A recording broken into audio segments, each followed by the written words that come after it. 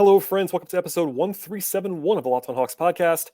I am your host, Brad Rowland, coming to you on a Sunday here in mid-December, and I'm joined on today's podcast by my friend Glen Willis of Peachtree Hoops. Glen is very smart about the Atlanta Hawks from a video perspective, X's and O's, as well as analysis overall. And our podcast today touches on a number of different topics. That includes Trey Young shooting struggles and some stuff about the big men and how the Hawks have been shorthanded in recent days. But at the end of the podcast, stay tuned because the injury report dropped in the middle of this recording, and the Hawks have two guys upgraded from out to questionable. Stay tuned for that at the very end. And then we'll get into the Hawks and the Magic coming up on Monday at the very end of the podcast as well.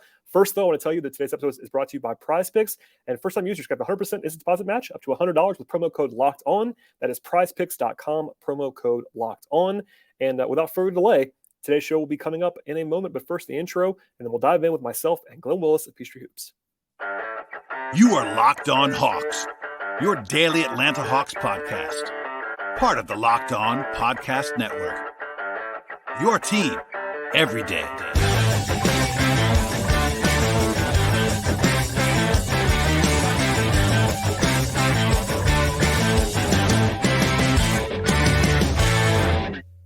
I am joined now by my friend Glen Willis of Peachtree Hoops. Glen, welcome back to the podcast.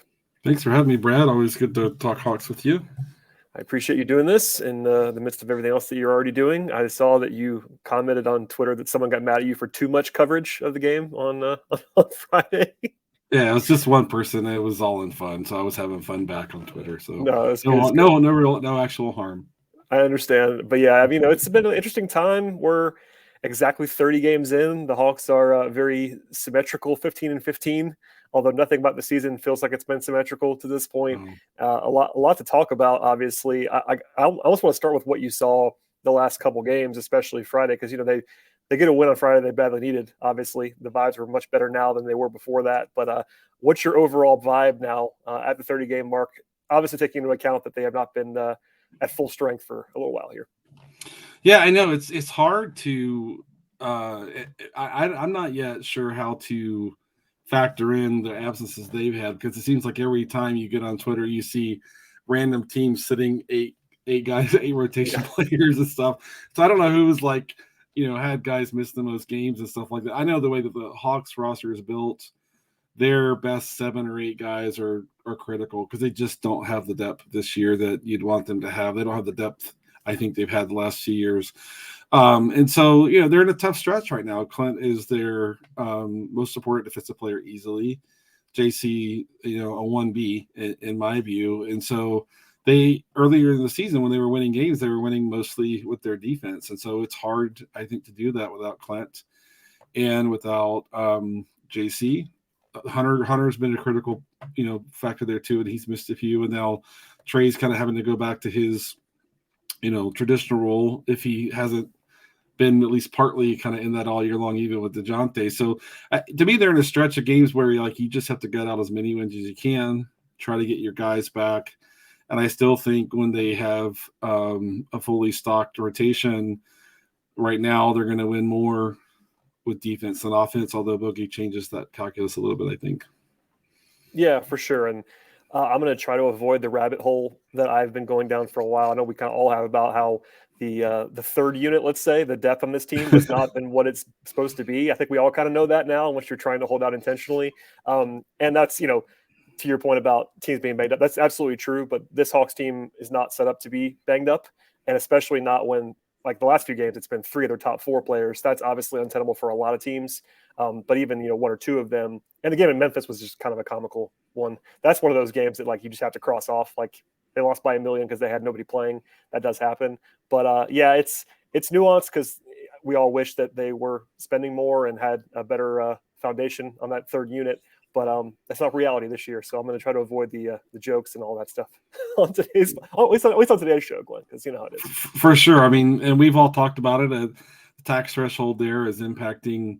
It would seem that's the primary kind of factor in what they do and don't have in depth on this roster. And I know that I'm critical of that fact. And until someone comes out from the organization and presumably makes a case about why it would be terrible to start the clock on repeater tax penalties and things like that, then I just see no justification for having Trae in year 5 and not kind of going more all in. You know, I that's been talked about, but just so everybody knows, if they don't know, I'm on the side of being critical of that too. But that is where they are.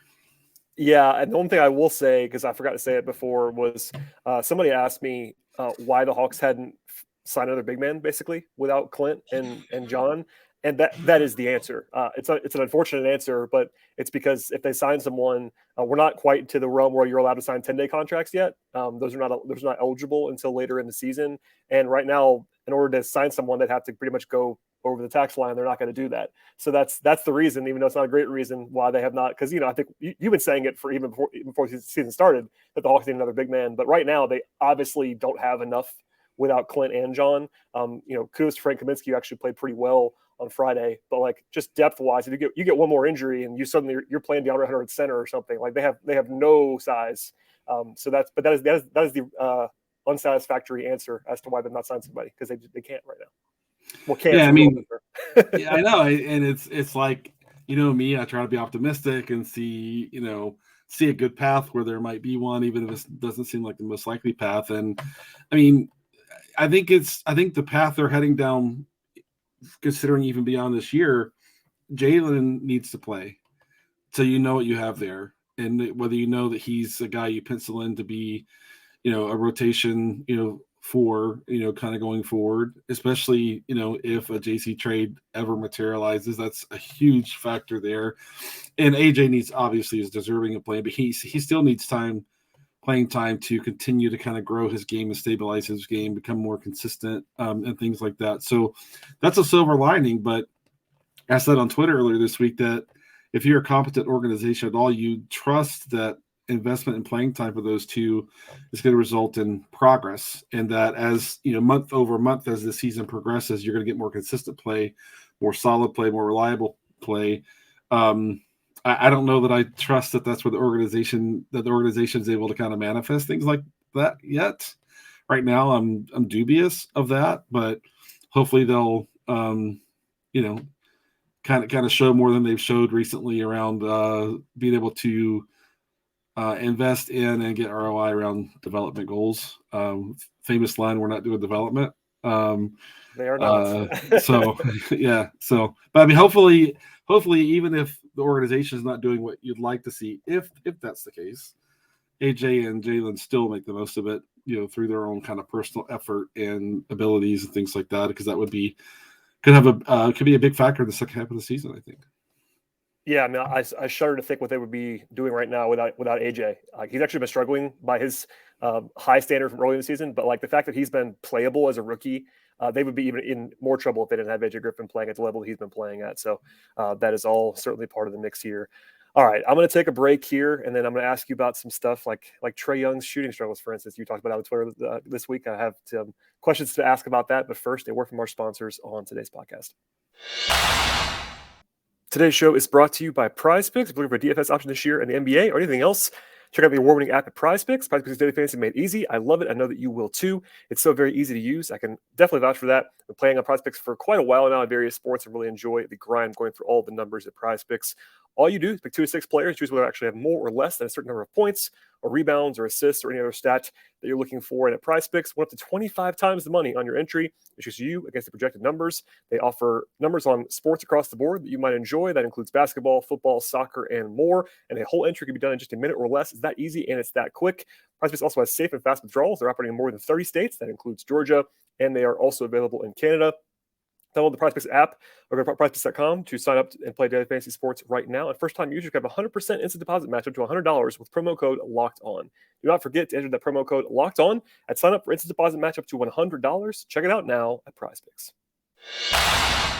Today's show is brought to you by Turo, and Turo is the world's largest car sharing marketplace. With Turo, you can book any car you want wherever you want it from a large community of local hosts. You can browse a huge selection of vehicles for just about any occasion or budget across the U.S., the U.K., Canada, and some coming soon also to Australia. Book a spacious SUV or minivan for family road trip. You need all that extra space for extra people. Get a classic or luxury car for a special event, a birthday, or a holiday. Or you can find an affordable economy car if you're on a budget and just want to go point A to point B cheaply and affordably. Test drive that new electric vehicle right now that you had your eye on to see how it fits in your everyday life as well. And many Turo hosts can even deliver the car right to you.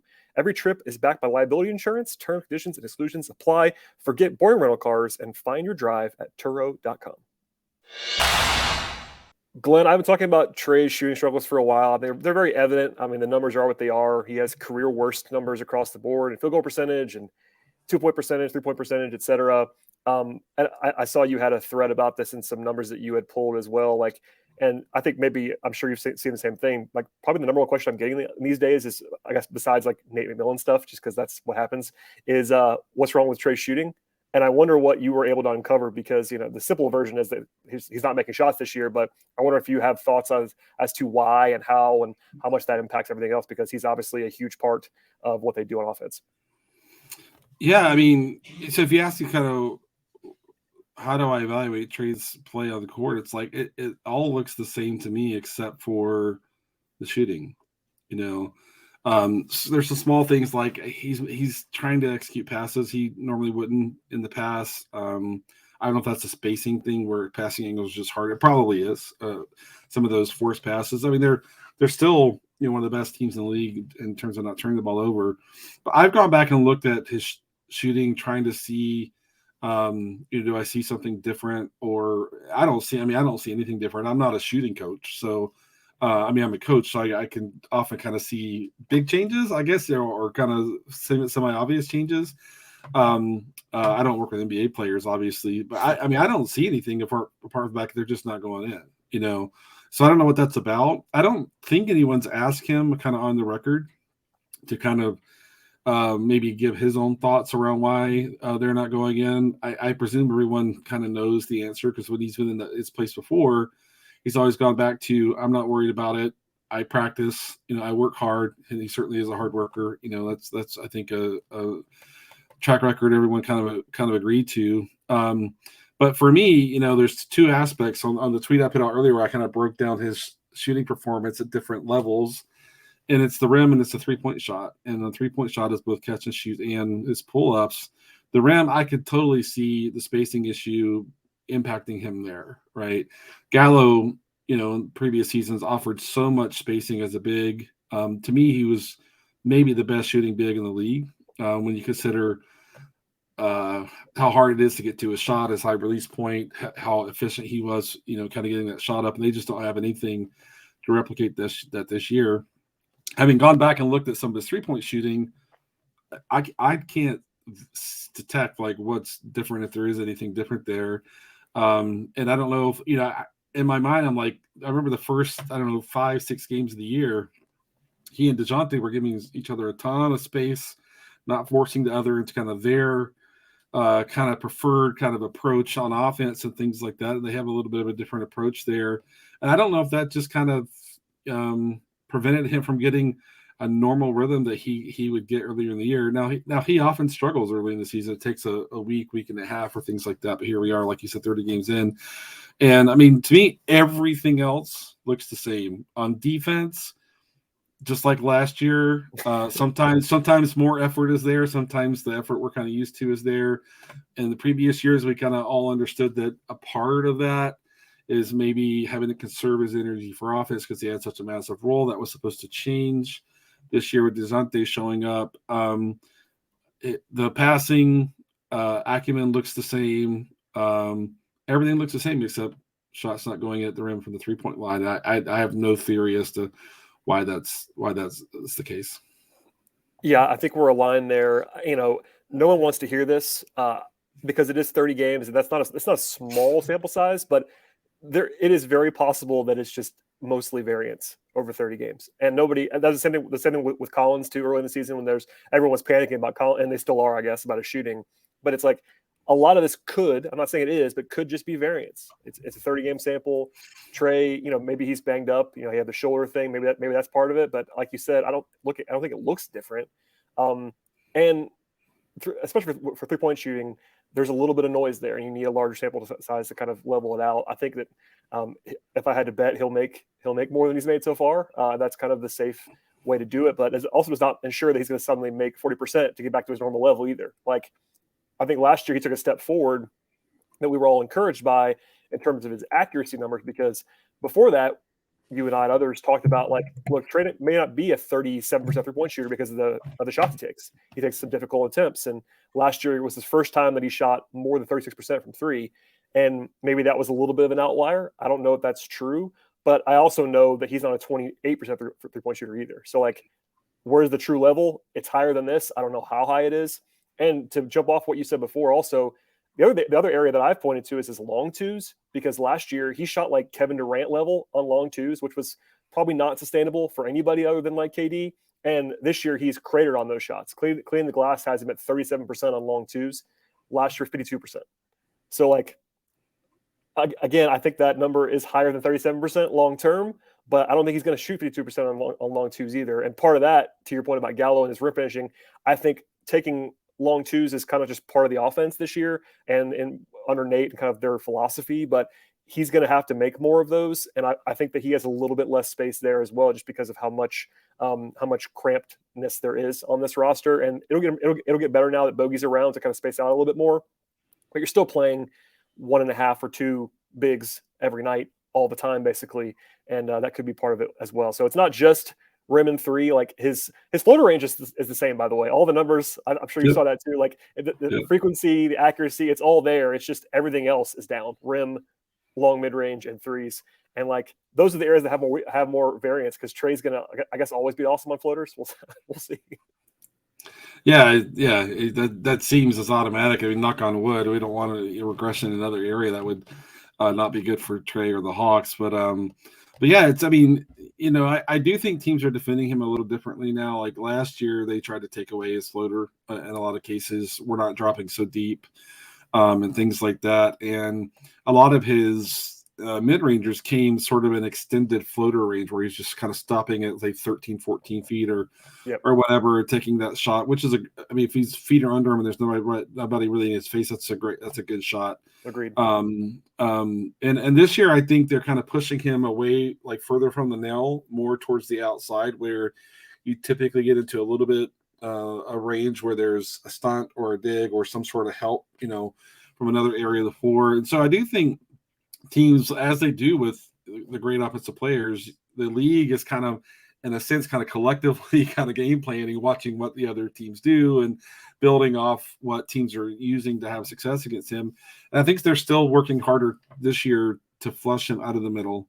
And now the Charlotte game, he got down the middle floaters like at will. I mean, it's not a sample you want to expect from it. All the rest of the teams in the league. Just go listen to Steve Clifford talk about his own team's defense. But I think, if there's something going on or just around his general rhythm, I think teams are pushing him more out of the middle than they have in the past. And it'll be interesting to see if, Bogey's presence will kind of get him back a little bit more space in there and things like that, where they didn't have a shooting threat apart from AJ. And AJ's still a rookie. Teams are only going to react so much to him, where teams are going to really kind of prioritize Bogey. So, now that Bogey's off a minutes restriction and they can kind of play him and plug him into the rotation as kind of is optimal, I think, then, we'll see if that helps him out. But that's all I really have in terms of ideas around what could kind of get him back on track, apart from just regression to the mean. Yeah. And look, I've been saying it since the beginning of the year when we kind of thought it was just a cold streak. I still think that Trey is going to make shots. I don't really worry about Trey not making shots, but I also want to be clear that, like, I don't want to say how much, like, a significant portion of the Hawks' offensive struggles this year can be tied to Trey not making shots. Absolutely.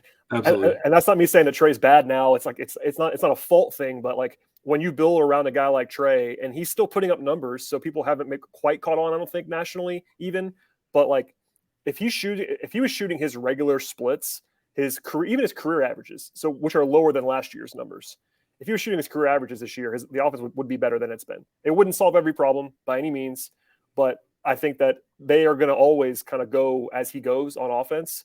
And there are other factors in place. I mean, the same could be said for Collins. It's definitely on a smaller level, but he's another guy where, like, if he shoots anywhere near his regular numbers from three this year, that'd be very helpful. But Trae is the number one example of that. So sounds like you agree with me. But I feel like Trae just being Trae would just check a lot of boxes for this offense. It wouldn't fix everything, but it'd be very helpful. Yeah, agreed. We've all talked about they still don't have as much shooting as you'd like around Trae, but that was planned, to swing from kind of more offensive talent around Trae to more defensive talent around Trae to kind of move the needle in that area. And to give them some credit, they hit on a pretty good formula, on that end. When everybody's healthy, they're a pretty good defensive team, and they perform well. And early in the season, even when they were, in that 20 to 23 range in offensive rating, they were still, winning enough games to kind of put themselves on a 48, 49, 50 win kind of pace. So, if they can get those guys back, I think they still play enough defense to kind of keep them in games that they didn't stay in last year and things like that. But if they're going to kind of maximize what their results this year, it's going to be, I think, can they get into that 9, 10, 11 range on defensive rating? And step one is, can they get back to league average on defense? Now, I did some math on their shot profile yesterday and put out a tweet that showed that they're taking fewer mid-rangers, a little bit more three-pointers since December 1, just in that sample. Bogey came back on December 2, probably not much of a accident there for part of it. But I also think they're the one thing they're doing a lot less of is kind of wasting clock, investing too much trying to find one specific mismatch, getting into isolation, dribbling a lot of the shot clock out, and everybody kind of, the other four guys kind of standing around watching Trae or DeJounte do that. And I think they're moving more. They're moving the ball more. They're avoiding that heavy kind of isolation.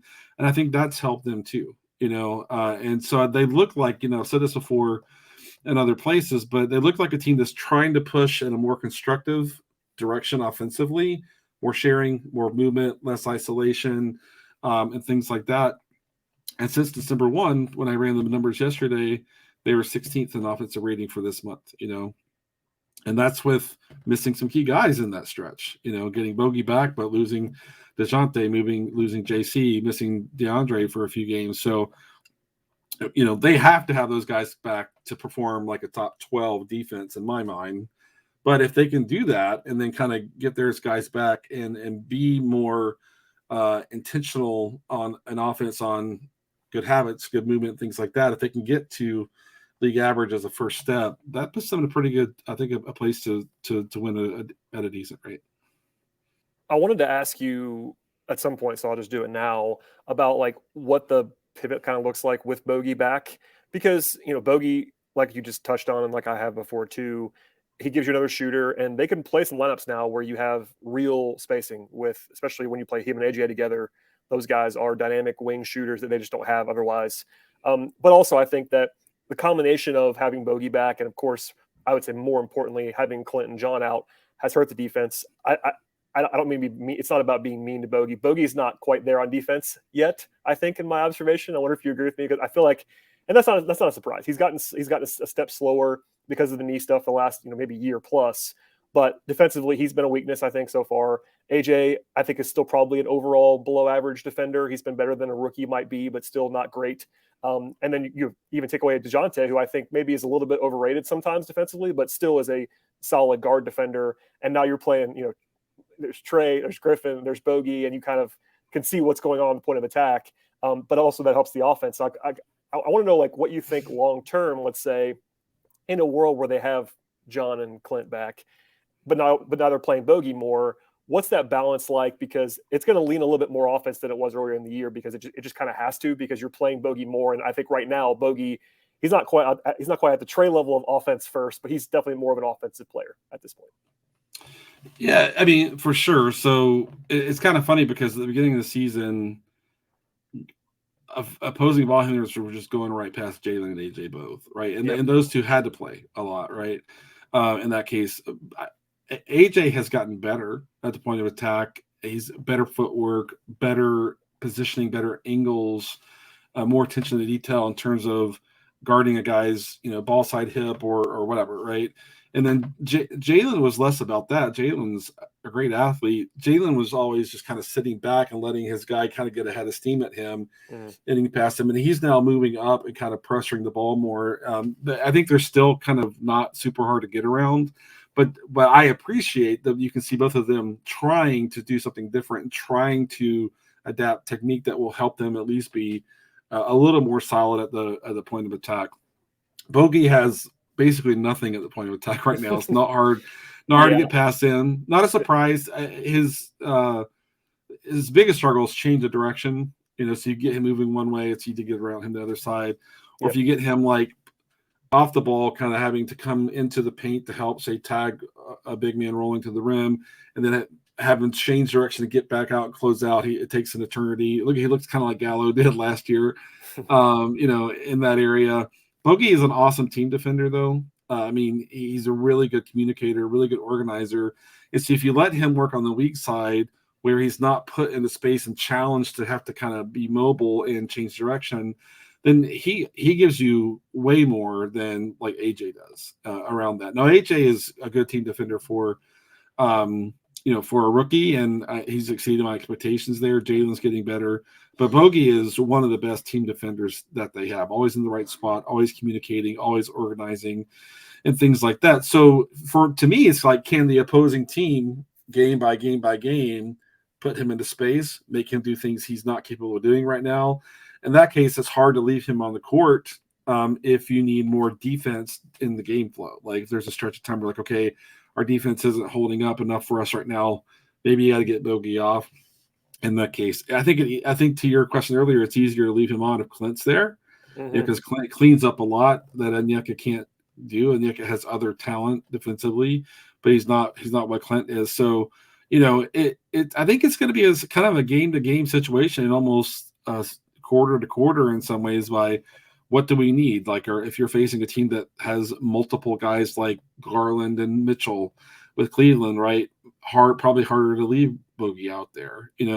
Other games where you're playing a team that's more kind of defensive oriented, then maybe you can kind of run with Bogey more. But you hope to get as much of Bogey as you can, because it seems like that's the ideal option to unlock some of Trae's what Trae's not been able to kind of get to this year. But how do you balance playing time between DeJounte when he's back? Obviously, we know what his role is, but then you got AJ and Bogey.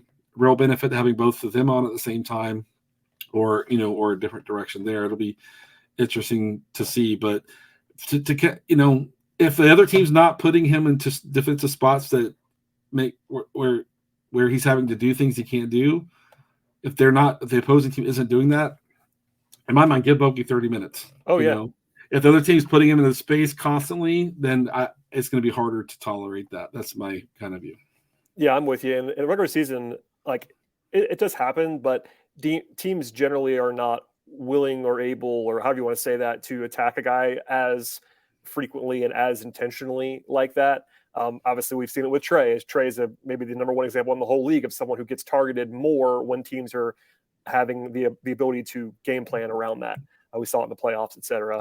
And then the thing is, like, while Trae and Bogey has been an awesome pairing historically, those guys play very well together on offense. Right now, the two of them on defense might be untenable sometimes. And it's just, it is what it is. In fact, there was a very smart question I got from a good Hawks fan, Grant Shirley on Twitter, was like asking me, like, what's the closing lineup going to be when everybody's healthy now that Bogey's back? And my answer was a cop-out, but it was basically, what's the matchup? Because there are certain matchups where you got to have Bogey out there. There are certain matchups where you got to have Hunter out there to guard Kevin Durant or guard whoever big forward that he's the only guy that can guard that guy. There are certain matchups when you're gonna have to have John out there for defense, like, because there's maybe you want to go small with Hunter at the 4, but in certain matchups that you can't really do that. I think it pretty much is always going to be Trae, DeJounte, and if Clint's got it going, Clint. But other than that, like, the other two spots are very open between the three of them. Maybe even AJ's got it going one night, and you just roll with AJ. So long-winded way to say that, like, do you agree that it's basically just matchup made? I think that's kind of what you were getting to there, but they don't really have a clear best five, I don't think, in my mind right now. Yeah, I think it's matchup plus scoring situation, right? Oh, so yeah. If you're trying to play from behind, you can put AJ, Bogey, and DeAndre all on the court. Those are their three best off-ball shooters. We said it too. Like Clint, you've said it before. Nate loves to go to the all offense lineup when they're down 12. He's gonna go with Gallo at center. Used to be the move that he would go to every once in a while. Like now it's maybe JC at center, but he's gonna be much more willing to go with that like super small bogey AJ whatever it is lineup when they're down by 10 points. Yeah, agreed. And I mean, with JC's healthy, you can go JC Hunter, and AJ and Bogey kind of go from there. Now that presumes that I guess either Trey or DeJounte's not on, but depending on the stretches for like when DeJounte's resting, you can get that lineup on if you need to, or when Trey's resting in the early fourth quarter, you can get that lineup on kind of if you need to, or just kind of rotate those guys. But you can punch more shooting into lineups now when you're trailing from behind, and then if you're you got an 8-point lead halfway through the fourth quarter, you want to kind of close it out, you can go Clint, JC, Hunter, and then however you want to kind of go from there, depending upon, whether Trey's back from his rest or not. So they have some optionality they didn't have before once they get everyone back. And hopefully that'll be something that helps them, not have to kind of like, oh, how do I steal 3 minutes for Culver here? How do I, Trent Forrest has been good, but, he's not a guy you want to close offensively unless other teams giving you the paint constantly, like the Hornets were on Friday night. So the thing with Forrest too, like when they have DeJounte, there is less of an inherent need for Forrest or Aaron Holiday, whichever one of those guys you prefer on that night.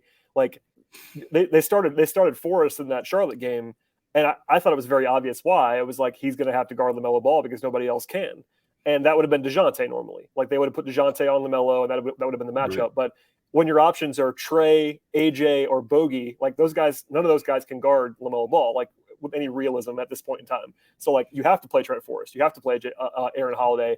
So DeJounte checks a lot of boxes there too. But yeah, it's really interesting to me, like the number of guys that they like full on trust when everybody's back maybe is up to 7 or 8, which is higher than it is right now. I think Nate's playing guys now that he just kind of has to play, and that's part of the deal of an NBA season. But in a perfect world, they do at least have their 5 starters plus whichever bench guy, probably Bogey as the 6th, and then you got Onyeka as 7, and that's your clear and that's your clear 7. And I think they seem to trust AJ, which gets you to 8. Jalen maybe as the 9th guy, you would think, but something like that. It's like it's not a bad thing to have a tight 8 that you like, especially if they can get away with playing Hunter at the 4 sometimes. Yeah, absolutely. And kind of when it comes to like Forrest and Aaron Holiday, like Aaron Holiday is a better player than Forrest is. Like in terms factoring kind of all aspects of play, he's a better shooter, obviously. He can shoot. He can shoot. Say, yeah. But because of his size, there are defensive matchups he just can't take that Forrest can. And without DeJounte, I think you have to roll Forrest in there. In a lot of cases, with their if you're going up again, if you need someone to go, potentially get switched on to like a Jimmy Butler. If the Heat are playing Jimmy at the 2, like they do in some lineups, in cases versus like. I mean, I trust Aaron like to guard like a Steph Curry. You just need a guy who will chase over screens, try to stay attached and things like that, And so, I from that vantage point, I know a lot of Hawks fans, at least the most vocal Hawks fans in some cases, are just bang on Nate all the time. But I think the way he's kind of mixed and matched Forrest and Aaron, especially during the stretch where DeJounte's been out, has been good. Has been really good. And it makes sense. And in that sense, he's not just playing the veteran guy. Because that's kind of Nate's, pattern and things like that. And the same is true with Justin. Justin's not playing in a lot of cases, and he's throwing Jalen out there. And so I think that's I think that makes sense in the big picture.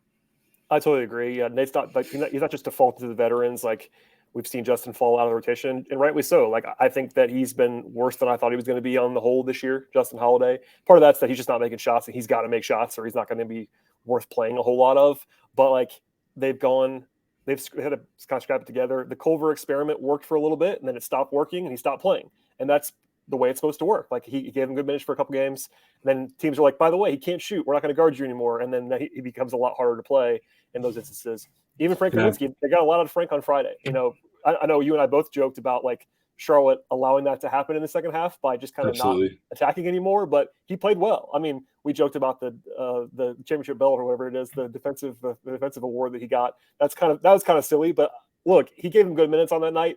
So shouts to Frank for that. Even if it's one night, that was the first time all year I was like, you know what, Frank gave them a pretty good chunk of stuff on this night, and you have to have those.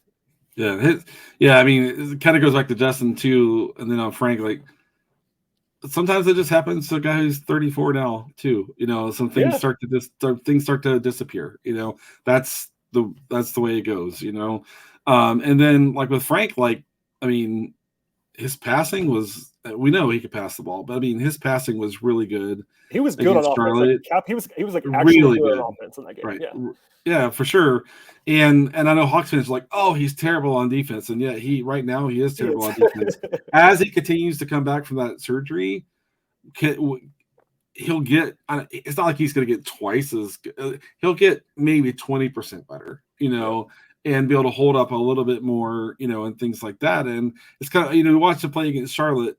And mind you, I don't have to say it myself. Their coach will say they're a terrible defensive team right now.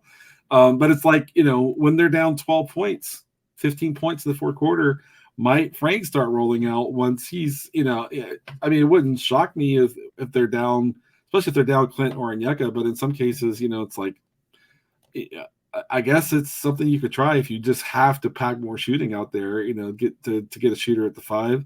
Hopefully you got JC at the 4 to clean up some things that Frank can't clean up, Right. But like that's the thing is like JC's return opens up, true of all guys when they're coming back, kind of opens the door for different combinations that you can try. I think that should be a last resort if that's something they're even going to kind of try. But it's something like Clint's never going to give you any shooting, So and Onyeka's 18-footers coming along, but I still don't want it. I still don't want that for a shot I have to stay in the game, So it'll be interesting to see how the rotation looks as they kind of manage guys back. Presumably they're not going to all start playing in at the same time, but it'll be kind of one by one. But I'm looking forward to kind of seeing how that gets shaken out when hopefully all guys are back soon. Yeah, I mean we're not breaking any ground here, but obviously the Hawks, just personnel wise, don't have a ton of resistance when Clint and John are both out. That is very obvious, but at the same time, the numbers kind of lay it out. Like they're in the 10th percentile defensive rebounding when those guys are off the floor at the same time. That is on tape when you watch it. They give up a lot of shots at the rim. Teams make the shots at the rim when those guys are off the floor. And I know that it's both obvious, but Onyeka, I don't think it's having a great season. I think you might get over your skis a little bit talking about like him. I've seen people like saying he's like struggling. I don't know if I go that far, but he's not had like the next step that people thought he might take this year. That's probably fair to say. And I wonder, like, even, you could have argued that Friday was like a showcase for him, and it really wasn't. Like, he played okay, but Frank was the one that basically closed the game, which is kind of funny to see. But let's just assume for a second that, by the way, this might not be true. I think John might play Monday. We'll see. We're recording this before the injury report comes out. We're all guessing, at least at this moment in time when you and I are talking. But let's say, just for our purposes, they don't have John or Clint again on Monday against Orlando. Like, what's the best way to navigate that? I think it's just like, obviously you're going to have one of Onyeka or Frank on the court at all times. Like, I've kind of been asking for Jalen at the 5, but Orlando's a tough matchup for that. Orlando's huge. So what would you do on Monday? Let's just assume for a second that both those guys are out. Like, would you change anything, or is it just kind of like cross your fingers and hope? Yeah, I mean that's tough. I've been wanting to see Jalen at the 5 in, I would say, in lower leverage kind of minutes, just to see, and things like that. Because so good, and I think when the other team has mostly their second unit on, I think that's generally kind of a fairly safe time to try to get 3 or 4 minutes of that. Maybe this matchup is not the best. Or Orlando, they're such a big team, and it kind of starts with, how do you defend Banchero, because like most teams are putting their center on him, and the Hawks, that's where before Clint went out with the injury, Clint was on him almost every kind of minute he was out there. Then once you have that, it's like, who takes Mo Wagner, who takes Franz Wagner, and how do you kind of go from there? And Markel's a big point guard, So I mean, it's a tough way to kind of match up. They try to get by with some zone in the last game, and I think that was more about foul trouble and trying to protect a short rotation around foul issues more than anything else. And to Orlando's credit, they came out. I mean, you can target a guy in his zone, in a 2-3 zone, and they went straight at Trae's area, like the third quarter. Is their big adjustment. It's how they got some separation, and things like that. But I think you have to give Onyeka a chance to kind of do the starter's job, while Clint is out. And the thing for me is that, like, the Hawks players need to understand when Clint is on the floor, you can trust him to rebound, and you can look to get out and run, because he's one of the best 5 or 6 rebounders in the whole league, in my view, right? Yep. In that class. When Onyeka's out there, you can't do that. You've got to help him rebound. Like, I posted a clip from the Charlotte game where Trae just let his man walk straight into the paint. It was LaMelo, didn't put any body on him, didn't even kind of get in his way and make him take an indirect route to the rebound. And Onyeka had to compete with LaMelo for the rebound, and it came a 50-50 ball, and the Hornets got the rebound. And so in my mind, it's like Onyeka's never going to be the rebounder Clint is. Never, ever. It's not going to happen. But rebounding, as in like almost every phase of basketball, is a team function. And like even Trae, even everyone else on the court, when Onyeka is saying like, okay, we all have to help rebound. We get other good stuff from Onyeka, but just like any player, they have strengths and weaknesses, and you have to kind of account for that. Just like when Trae is on, Clint has to stay closer to the rim. Clint has to stay more centered on defense to kind of clean up when Trae's not able to contain his guy, or when Trae gets targeted, Clint has to make sure he's in the space to kind of help, provide some support in the paint. Just similarly, when Onyeka's on, everybody's got to help rebound. So in Orlando, to me, step one is Onyeka, you're getting the starter's role. We're gonna have you defend Banchero. We're gonna kind of roll from there. Everybody else help rebound when Onyeka's on. He's not Clint as a rebounder. He's at great mobility. I love his ball handling and passing potential that he has. I'd like to see them run a little bit more offense through them, but none of that matters if they can't rebound, when he's on the court. And so he just needs more help than Clint does. And that's not really a criticism. It's, he's not Clint. Clint's a dominant rebounder. Yeah. I mean, I feel like it maybe gets framed as a negative, and I guess maybe it is a little bit of Onyeka. Like, sure, both of us are, at least I think, you can correct me if I'm wrong, we're both on the train of he is a center, and like there's a whole conversation that we don't have to have, like, about he's really just a forward. No, he's a center. He just happens to be a center that has different skills. Like, right. If you've been a Hawks fan for a long time, the parallel that's easy to draw would be the teams that had Al Horford at center, and he's not Al Horford yet. Al Horford was a multi-time All-Star, maybe like fringe Hall of Famer. Like, it's a different category, but they're similar size. Al's a little bit bigger. But by the way, those teams with Al and Paul were terrible on the glass. That was their biggest weakness on defense. They couldn't rebound, but They were so good at everything else that didn't matter. At least it didn't matter until they played Cleveland in the playoffs. Anyway. Yeah. But those teams smoked you on offense. They were awesome in transition defense. They still made you work for shots. Of course. Right? So that was what they did. They still struggled to rebound the basketball. Right. You can have one weakness defensively. And with Onyeka at the 5, it probably is going to be the glass his whole career. I think he'll get better as he gets older and stronger and wiser and all those things. But like, he's probably never going to even be an above average rebounder for a center. And that's okay. Yeah. But you got to be better at everything else when you do that. And the Hawks are not like built that way. The Hawks are built, honestly, around Clint defensively. And that's the way they should do it. Clint's really good. And when he's there, it works. But Clint and Onyeka are very different players. Like, you wouldn't draw up in a lab those guys being on the same team, because you kind of have to have a different scheme and a different approach with those guys playing together. Right. Like, this is a football example, but people have been arguing about this, like your quarterback versus your backup quarterback. And like, if your quarterback gets hurt, do you want to have a similar guy as your backup quarterback? Like, the Ravens have Tyler Huntley now backing up Lamar, which makes sense in some ways, because you wouldn't want to have a mobile guy that's like a runner as your starter, and then have this like statuesque backup quarterback that can't run. It's kind of the same thing. You wouldn't want to have necessarily those guys, even though I've said before, Onyeka is like the best backup center in the league. He's just different than Clint. It's a different team entirely when Clint's not there. Yeah, totally agreed. He can get up to the level of screen. He can hedge. He can blitz. He can double. He can do a lot of stuff. Now, Clint has been good in those areas this year too, but you still kind of punt on some value when you get him away from the rim, away from the paint, and then you kind of create your own rebounding issues when you do that too much. And Yekin can give you more. But I will continue to say, like, Hawks fans that look at the Yekin and be like, darn it, rebound better. It's like, no. Teammates help him. Like, help each other in areas where you need, where your teammates need help. He needs help in that area. Yeah, he can be on the weak side corner matched up with Robert Williams if they're playing the Celtics and get all the way to the rim like quickly. He can cover ground. He can change direction. He can recover. He's awesome at that. So appreciate like what he brings there. And he's great in their elbow series that they run. He's great in delay action when they run, what times they run that, and stuff like that. So appreciate that. Similarly, help him rebound. It has to happen. It is going to have to happen. As you and I are talking on Sunday, Orlando's playing in Boston, so I don't have the result of that game just yet, but it's a back-to-back for them. That's a challenging spot for the Magic. They've been playing great, though. So they have to go from Boston to Atlanta. That's a long trip on a back-to-back. The Hawks should be home and well-rested for 2 days. But as we saw when they played the Magic earlier this week, when the Magic scored 50 points in the first quarter, not an easy matchup, at least not the one that you might have thought coming into the season. Anything you're looking for in that one besides what we already talked about? Because, they're challenging in some ways. They're also beatable in some ways. The Hawks did beat them down in Orlando a couple weeks ago, and then this week it was the opposite of that.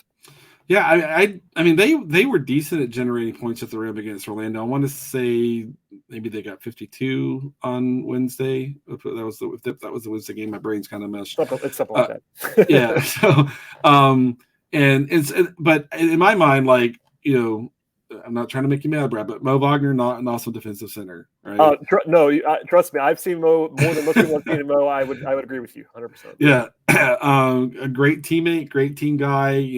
Skilled on offense, skilled offensive player, but yes, absolutely. Mo Bamba, when he's interested in defense, he's solid. When he's not interested in defense, then yeah, and then and you kind of go from there. But like. You've got to attack Bull. Like you've got to put him in pick and roll. In my mind, constantly, you got to make him play defense. In my mind, I'm celebrating the progress he's making as a player. I'm rooting for him, but he's still one of the worst 10 defenders in the league, like easily in my view. And then Banchero, like you got to make him defend too. And so I thought, that they didn't really kind of get after those defenders, too much. In that game. Part of that is I think you give up 50 in the first quarter, you're going to be shell shocked. And then when you're not making shots, it's harder to kind of get back and set your defense. And then it becomes kind of a cyclical thing, possession to possession to possession. But I think they have to go in and I would be like, the goal should be producing 70 points at the rim. It's sort of like going against Charlotte, with the guys that they present with, Plumlee and Nick Richards is like pretty good offensive guy at this point in time. He's not a great rim protector and stuff, but in my mind, even if they're without Clint, even if they're without John, there are ways to go put pressure on the rim constantly and really attack that weakness Orlando has. So that's what I'm looking for. And then I still want to make Orlando a jump shooting team, on the other end of the court, try to keep the ball out of the paint. Markel's great at getting into the paint. Franz is really good at attacking seams, and you just got to do a better job of keeping them out of the paint. So if you could be plus 15 in the game at the rim, then I think you have a great chance to win the game. And the way you do that is attack their big men, via pick and roll. Yeah, I just pulled the box score from the first matchup, the one at the end of November, where I was actually there for that game, and the Hawks had 62 points in the paint in that game. They shot like 65% from 2 in that game. And granted, that was a game where they had everybody available for a while. That was also the same game that DeAndre and John both got hurt in. So they didn't have anybody in the second half. It was Jarrett Culver in the second half playing the 4 kind of out of nowhere. He hadn't played all season basically until that game. But it basically just lays out what you said. They attacked the rim in that game effectively. I remember making a note on the show even about how it was like a layup line at times in that game. Orlando just didn't have anything at the rim defensively, and the Hawks got away from that in the most recent matchup this week. So I agree with you across the board. They do have Bogey now, which helps on offense. Again, maybe we'll get an update in the near future, and I'll have that probably either at the end of the show or the beginning of the show if we have an injury update. But even if you assume the Hawks are down 3 guys, they're playing at home, rest advantage. tired team probably in Orlando, and I think that this is a very winnable game. It's not going to be the same like, if the Hawks were full strength, they might be a 8-point favorite, 10-point favorite in this game. They're not going to be that no matter what happens in this one, but we'll see if they can hold serve and build on this one because they are back to 500 as we speak, which is not the worst place to be. It's crazy after all the vibes, bring it full circle about our vibe check at the beginning of this podcast. The Hawks are, as we speak, tied for the 8 seed, and they are exactly 3 games out of being the 4 seed. And it doesn't feel like that. I got to be honest with you. Yeah, it doesn't. And a lot of that comes back to things that happened like a couple of weeks ago. We don't have to rehash all of that. But, I mean, I think fans do have questions like, where is the team mentally? Where is the team spirit? Where is the chemistry? Those are all fair questions. I don't have any answers at all. I can kind of observe body language on the court during the game and things like that and stuff. And that Orlando game, it looked like a team that just wasn't ready to play basketball that night. Yeah. NBA schedules a grind. I mean, every team gets like, even the best team gets like 2 or 3 of those across the whole season, But the Hawks are at a point where without so many key guys, they just got to go out and fight for every possible win they can get until they get those guys back. Orlando's been playing well, and Jamal Mosley's he's a good coach in my view. Like he really coaches hard, gets a lot of those guys and things like that. I would bet if I bet on NBA games, I would bet Boston smokes them today. The win Orlando got the other night, Boston was come off of a really grueling West Coast road trip, and this matters in a way.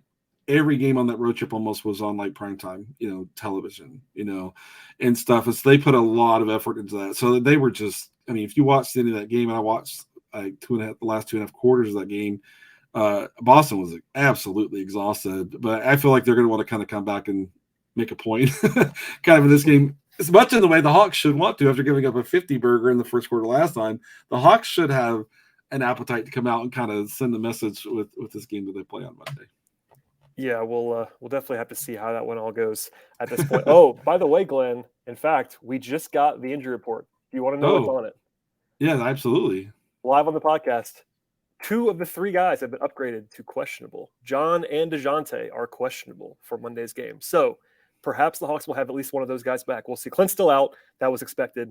But, there's a world in which the Hawks are like almost full strength on Monday. Wouldn't that be crazy? Yeah, it'd be great. It just feels like John would play ahead of DeJounte, but I mean, DeJounte's looked worse. It happened. Yeah. But at the same time, John does a whole lot more running and jumping than DeJounte does. So that probably kind of factors in too. And I guess questionable puts them both at roughly 50-50 to play. It's supposed to. You never know. And the Hawks, I will be surprised if Nate reveals a single thing before the 45-minute mark before the game on Monday. He will probably tell us all that they're game time decisions before the game. So hold your breath. But no matter what, that's a good step forward for both those guys. Even if neither one of them plays on Monday, the fact that they were able to list them as questionable is a good sign on both sides. It is. So. Yeah, when Nate's asked about injuries, I imagine there's someone who walks around and pulls a string on his back. Well, it's so funny because there have been multiple times this season where he will have answered the question about one player and not the rest, and I will just do the reporter job at the end of the press conference and ask him about the other guys, and he will look at me like I am the craziest person in the world, and then and then he says game time decision. Like I don't think Nate loves when I ask him things like that, which is fine. I get it, but it's like it's just a layup for you, Nate. Just give me the answer. But I'm still going to ask the question because every once in a while he'll rule somebody out. He never rules anybody in. I'll say that. If you're questionable, Nate's not going to say that you're playing at the pregame. But every once in a while he'll rule a guy out. So you got to ask. I liked how LP did that for a while. He was like, I'm not on the medical staff. I don't have any information. It's like, you're the head coach. Yes, you do, Lloyd. You have information. You just don't want to tell us. That's okay. Yeah. All right, Glenn, this has been a long conversation. I appreciate all the time you've given me. I'm going to get you out of here before the hour mark. But anything to plug? I know you and Kevin have been podcasting. You've been tweeting and things. So what's going on in Glen World? Yeah, my Twitter handle is. I'm not going to get banned if I put my Twitter handle out. I think you're allowed to. You just can't say it on Twitter. Apparently, after the rule change today, okay, you can't. I had to change. One of my links was a link tree, which is apparently not allowed anymore on Twitter. So I had to alter that on my profile. I don't get banned from Twitter. Yeah. Making a joke there, but I think it's okay to pub it. Yeah, I mean, a lot of that's where my content is kind of going these days. When the Hawks go on the West Coast road trip, I'll be doing more coverage of Peachtree Hoops because I live on the West Coast. So I'm taking a little bit more kind of responsibility there. So look for that. Then Kevin and I on, 8 and 29, 2 episodes a week. Sometimes we'll get to 3 if there's news and things like that, but try to kind of break things down there. Otherwise, follow all the work of Peachtree Hoops. Wes and Zach are doing great work over there, as well as a slew of other people there. But Zach and Wes are kind of taking leadership over there right now, and just doing great work. And so look those guys up. Zach is back with a presence on Twitter, so look him up. Yeah. Wes at BlogHawk. If you're not following him for some reason, go follow him, and then check out the work Kevin and I do a couple times a week. Some like to call it the Boomer Hawks podcast. It's true. And I'll half embrace that in fun at this point in time. But that's where you can find my stuff. Yeah, check out all of Glen's work. I had Wes on the show recently. Zach's been on the show as well. Peachtree Hoops is a great place to read about the Hawks and follow Glen for sure. And even listen to Kevin every once in a while if you want to. I recommend that. I guess even though he's my in-game partner, Statler Waldorf up there at State Farm Arena. So, all right, everybody, thank you for listening to the podcast. Check out Glen's work, subscribe to this show, and we'll see you all next time.